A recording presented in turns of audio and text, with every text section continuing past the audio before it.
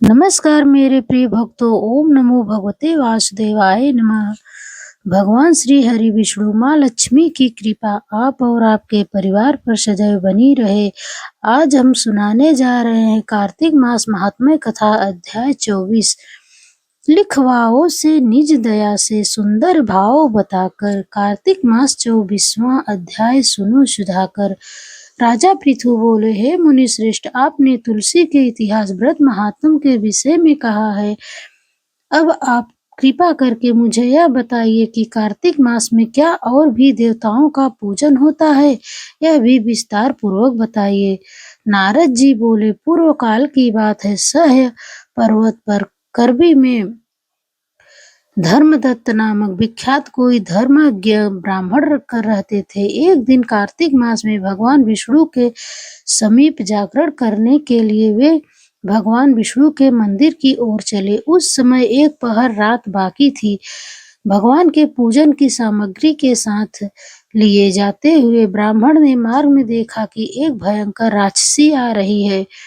उसका शरीर नंगा और मांस रहित था। उसके बड़े बड़े दांत, लपकती हुई जीभ और लाल नेत्र देखकर ब्राह्मण भय से थर्रा उठे। उनका सारा शरीर कांपने लगा। उन्होंने साहस करके पूजा की सामग्री तथा जल से ही उस राक्षसी के ऊपर प्रहार किया।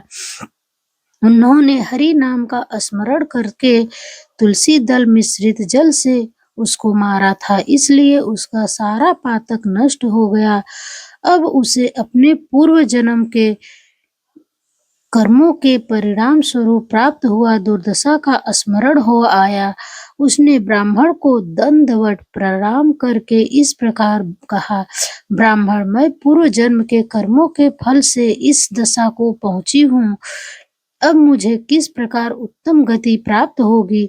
धर्मदत्त ने उसे इस प्रकार प्रणाम करते देखकर आश्चर्यचकित होते हुए पूछा, किस कर्म के फल से तुम इस दशा में पहुंची हो? कहाँ की रहने वाली हो? तुम्हारा नाम क्या है और आचार विचार कैसा है?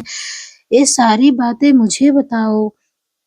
उस राक्षसी का नाम था कलहा। कलहा बोली, ब्राह्मण, मेरे पूर्व जन्म की बात है। सौराष्ट्र नगर में भिक्षु नामक एक ब्राह्मण रहते थे। मैं उनकी पत्नी थी। मेरा नाम कलहा था और मैं बड़े क्रूर स्वभाव की स्त्री थी।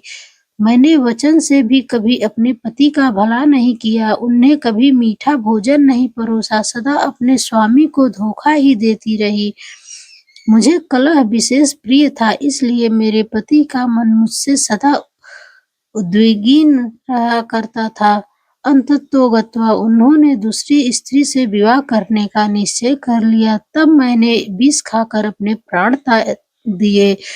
फिर यमराज के दूत आए और मुझे बांधकर पीटते हुए यमलोक में ले गए। वहां यमराज ने मुझे देखकर चित्रगुप्त से कहा, चित्रगुप्त, देखो तो सही इसने कैसा कर्म किया है। जैसा इसका कर्म हो उसके अनुसार यह शुभ या अशुभ प्राप्त करे। चित्रगुप्त ने कहा, इसका किया हुआ कोई भी शुभ कर्म नहीं है। यह स्वयं मिठाइयां उड़ाती थी और अपने स्वामी को उसमें से कुछ भी नहीं देती थी। इसने सदा अपने स्वामी से द्वेष किया है, इसलिए यह चमगादुरी होकर रहे तथा सदा कलह में ही इसकी प्रवृत्ति रहे, इसलिए यह भिष्टाभोजी सुकरी की योनि में रहे।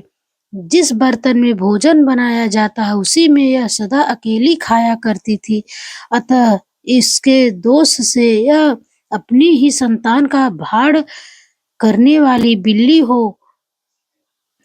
इसने अपने पति को निमित्त बनाकर आत्मघात किया है, इसलिए यह अत्यंत निंदनीय स्त्री प्रेत के शरीर में भी कुछ काल तक अकेली ही रहे। इसे यमदूतों द्वारा निर्जल प्रदेश में भेज देना चाहिए। वहां दीर्घ काल तक यह प्रेत के शरीर में निवास करे।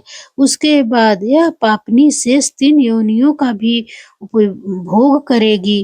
कलहा ने कहा, प्रियवर, मैं वही पापनी कलहा हूँ। इस प्रेत शरीर में आए मुझे 500 वर्ष बीत चुके हैं।